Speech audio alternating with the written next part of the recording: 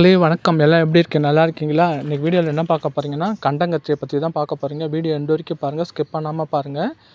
புதுசாக பார்க்குறவங்க சப்ஸ்கிரைப் பண்ணி, லைக் பண்ணி, ஷேர் பண்ணிட்டு பார்த்து முடிச்சுட்டு கமெண்ட் பண்ணுங்கள். இந்த கண்டங்கத்திரி வந்து இதுதான் உண்மையான கண்டங்கத்திரி போல் இருக்குது. இதை பாருங்கள், சின்ன கத்திரிக்காய் எப்படி இருக்கும் பழுத்தா அப்படியே இருக்குது பாருங்கள். மற்ற கண்டங்கத்திரியெல்லாம் உருண்டையாக இருக்கும், தக்காளி சின்ன தக்காளி மாதிரி. இதுதான் உண்மையான கண்டங்கத்திரி மாதிரி இருக்குது பாருங்கள். இது பாருங்கள், ஃபுல்லாக முள் தான் பாருங்கள். அந்த காம்பு கிளை எல்லாத்துலேயும் முள் தான். அந்த காயில் மட்டும் பழத்தில் மட்டும்தான் முள் இல்லை. அது மேலே ஒட்டியிருக்கிற இலை காம்பு எல்லாத்துலேயும் முள் இருக்குது பாருங்கள். முள் பெரிய பெரிய முள்ளாக நம்ம கையில் குத்துனா எடுக்கவும் முடியல. அதை பாருங்கள், ஃபுல்லாக முள் தான். அந்த பழத்தில் காயில் மட்டும்தான் முள் இல்லை, பாக்கி எல்லா காம்பில் அந்த இலையில எல்லா இடத்துலையும் முள் தான் பாருங்கள். இது வந்து மருத்துவ குணம் நிறையா இருக்குது. அதாவது A to Z உச்சந்தலையிலேருந்து உள்ளங்கால் வரைக்கும் இந்த கண்டங்கத்திரியால் நன்மைகள் இருக்குது. இந்த இலையும் முள் எடுத்துகிட்டு சமைக்கலான்னு சொல்கிறாங்க. இதை சமைக்கிறவங்க முன்னாடி ஆயுர்வேதத்தில் ஏற்கனவே கேட்டு தான் செய்யணும்னு சொல்கிறாங்க. இது வந்து சோர்வு, தொண்டை வலி, கைகால் வலி, இது கண்டன்றது தொண்டை சம்மந்தப்பட்டு அதனால தான் கண்டங்கத்திரின்றாங்க.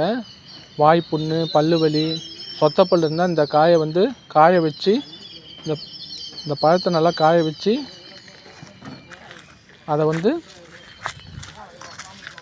ஒரு அடுப்பில் கொடுவாவை இரும்பு கம்பு வச்சு அதில் வந்து இந்த கண்டங்கத்திரியை போட்டு அது மேலே கொட்டாங்குச்சியை போட்டு ஓட்டவில் கொட்டாங்கட்டியை போட்டு அந்த ஓட்டை வழியாக அந்த புகையை வாய்க்குள்ளே விட்டு உமினியரை வந்து கீழே துப்பணும். ரொம்ப நேரம் வச்சு முழுங்கக்கூடாது. அதனால் சொத்தப்பல்லில் புழுலாம் போகும்னு சொல்கிறாங்க.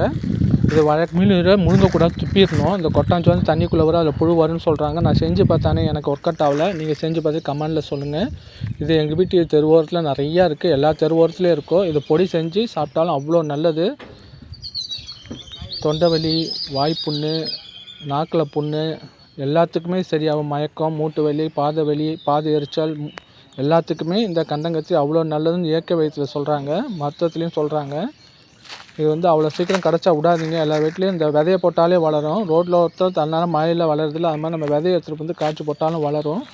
இந்த கண்டங்கத்திரி இலையிலையும் முள் இருக்கும், செடியிலையும் முள் இருக்கும், இலையிலையும் முள் இருக்கும். இந்த கண்டங்கத்திரி காய்க்குது பாருங்கள், அந்த காம்பில் அந்த தண்டில் எல்லாத்துலேயும் முள் இருக்கும். பழத்துலேயும் காயில் மட்டும்தான் முள் இருக்காது. எத்தனை பேர் வீட்டில் இருக்குது பார்த்துருக்கீங்க? இதை வந்து செஞ்சு சாப்பிட்ருக்கீங்க? இதனால் பலன் கிடச்சிருக்குன்னு கமெண்டில் சொல்லுங்கள். நான்லாம் ஒரு வீடியோ பார்த்தா சப்ஸ்கிரைப் பண்ணி, லைக் பண்ணி, ஷேர் பண்ணிட்டு கமெண்ட் பண்ணுவேன். எல்லா வீடியோயும் கலந்து பார்ப்பேன், குறிப்பிட்ட வீடியோன்னு பார்க்க மாட்டேன். இப்போ பூ இப்படி தான் இருக்கும் மக்களே. இவ்வளோ நேரம் பொறுமையாக வீடியோ பார்த்துக்கு ரொம்ப ரொம்ப நன்றி. வீடியோ பிடிச்சிருந்தா எப்படிக்கு நம்மளுக்கு சப்போர்ட் பண்ணுங்கள், சப்ஸ்கிரைப் பண்ணுங்கள், லைக் பண்ணுங்கள், ஷேர் பண்ணுங்கள். தேங்க்யூ ஃபார் வாட்சிங். மீண்டும் நல்லதொரு வீடியோவில் சந்திப்போம்.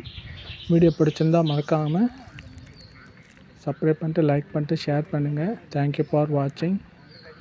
By bye friends.